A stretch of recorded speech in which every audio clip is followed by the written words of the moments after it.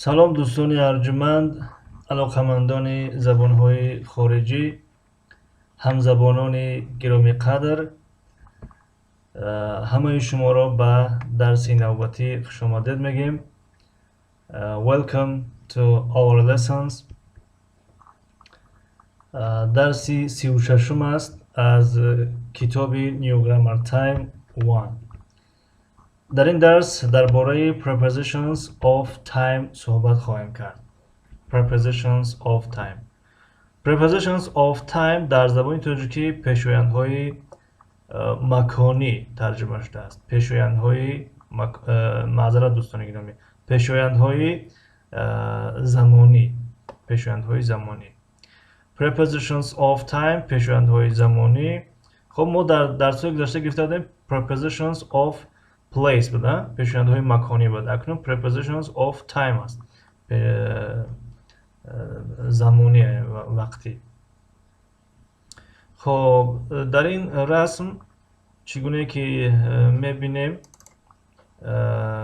summer party است. summer party یعنی شب جشنی تابستانه. جشنی تابستانه. پارتی گفته هم جشن رو میگوین و هم شب نشینی رو میگوین، هم خب کی باشد حزب رو میگوین، یعنی حزب، و هم قسم رو میگوین. خب با چند معنا میاد در اینجا؟ با معنای چی است؟ شب نشینی، جشن، جشنواره، یعنی جشنواره تابستانه. خب در اینجا این دخترک میگه When is your birthday, brain? When is your birthday, brain? When is your birthday, brain? روزی تولد تو کی است brain؟ و در جواب brain میگه که It's in February. It's in February. It's in February. در ماه فوریه است. و این دختره میگه My birthday is in June. My birthday is in June. زادروز من در ماه ایون است. و زویا میگه که Do you like swimming? Do you like swimming? تو شنا کردن دوست میداری؟ این دوگانهش باشه جواب میده Yes in the summer. Yes in the summer. یعنی بله در تابستان، یعنی در زمستان دوست نمیداشت است شنا کردن را، آبازی کردن. خب و در اینجا باشد این دختره میگه که When is Peter's party? When is Peter's party? میگه که جشنواره یا که شب نشینی پتر کی است؟ و این بچه میگه که on Sunday، یعنی در روزی یکشنبه. خب در اینجا باشد بسوی توتی سوال میکنن که What time do you go to bed? What time do you go to bed? یعنی میگه تو کی با خواب روی میروی، یعنی با رختی خواب میروی.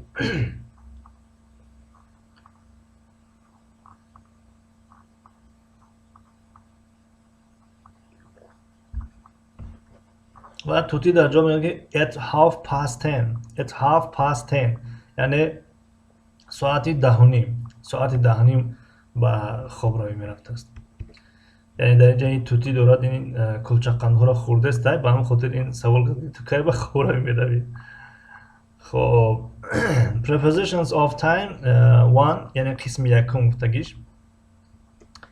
at یعنی prepositions of time همون قیدهای زمانی یا که پیشویندهای زمانی. کدام ها؟ این همین ها. at, on, in, was in. خب این on در prepositions of place نیست اومده بود، یعنی on the table مثلا on the box مثلا میگیم، اونجا همچون پیشویندی مکانی استفاده میشد، اما در اینجا همچون پیشویندی زمانی است. at plus time. at همراهی وقت میاد. چه خیل. at 10 o'clock در ساعت 10. at 11:30 ساعت 7:30 در ساعت 7:30. on همراهی days میاد یعنی روزها. on Saturday. on Sunday یعنی on همراهی روزها میاد. در جانشین های در پیشویندهای مکانی on همچون در بالای یگان چیز می اومد، یعنی مثلا در بالای میز، در بالای کامپیوتر، در بالای کتاب مثلا. اما در پیشوندهای زمانی وقتی در روزها میاد، آن در روزها میآید. مثلا on Monday, on Tuesday, on Wednesday, on Thursday, on Friday, on Saturday, on Sunday. و این هم همراهی ماه ها میاد، in plus months, in plus seasons. seasons. این همراهی ماه ها میاد و همراهی فصل های سال. چخیل مثلا in January, in April, in March, in February, in May, in June, in July, in August, in September, in October, in December, in October, in November, in December. و این همراه فصلهای سال، مثلا in the summer, in the summer, in the winter, in the spring, in the autumn.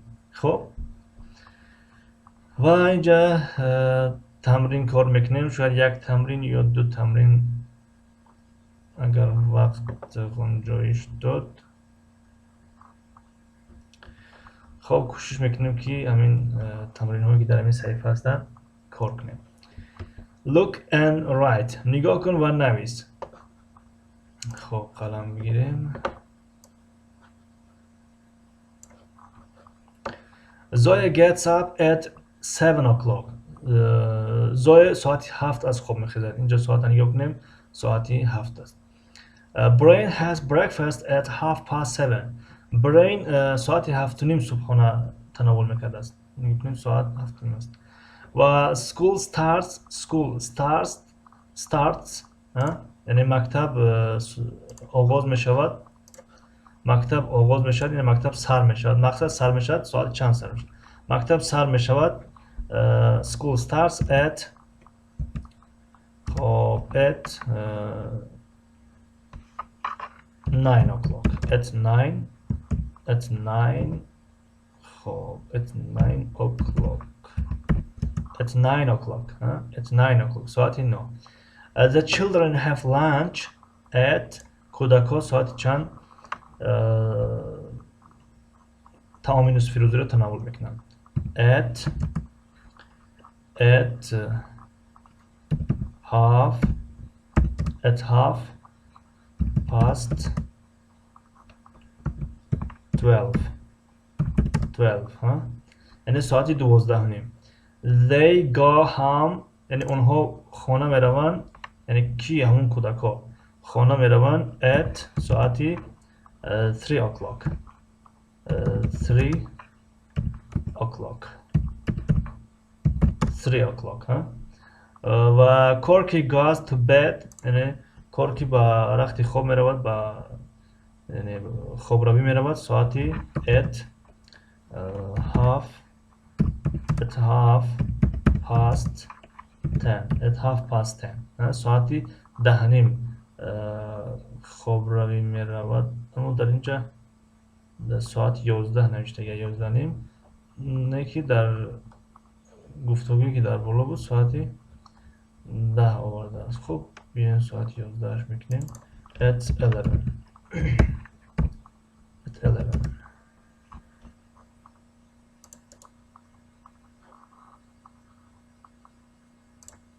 at 11 ساعتی at half past 11 ساعتی 11:30 به خواب میرفته است. Choose and write. انتخاب کن و نویس. Spring, summer, autumn, winter. یعنی اینجا فصل های سال هستند، یعنی بهار، تابستان، تیر ماه، زمستان. July, October, January, August, November, April, February, May. این ماه ها را در اینجا نوشتن، کدام ماه ها در کدام فصل های سال داخل می شود. خب جولای در تابستان داخل می شده.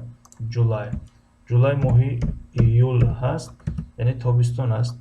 خب اکتبر در تیر ماه داخل می شود.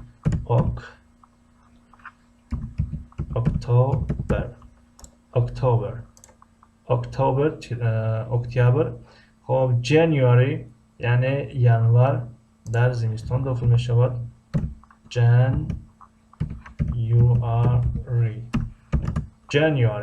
جانیوری ماهی ینوار.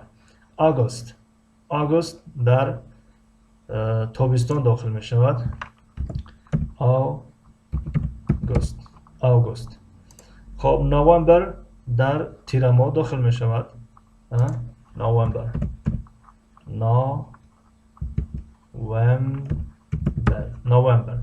در تابستان داخل می شود.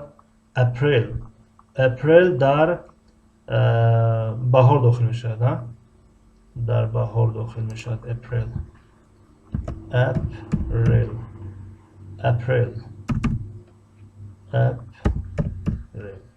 اپریل در بهار. خب فبروری در زمستان. فبروری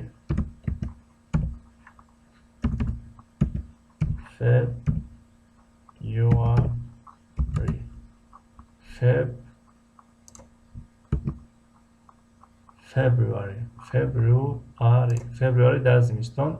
می در بهار هستند. می ایون یول آگوست 3 ماه تابستان است. می در بهار. خب اینجا بعضی از ماه ها با فیلم که موندن، یعنی اپریل سپرینگ 3 ماه دارد. مارت موند.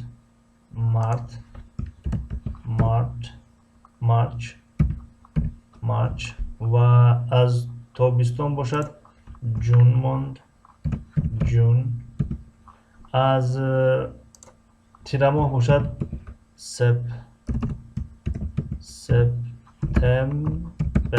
سپتامبر موند. از زمستان باشد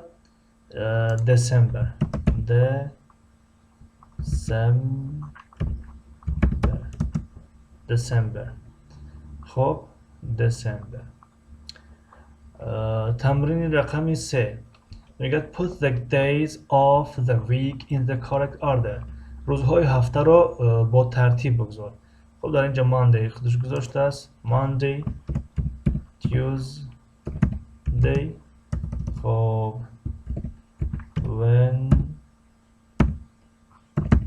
Wednesday، خب اینجا یک حرف خطا شد.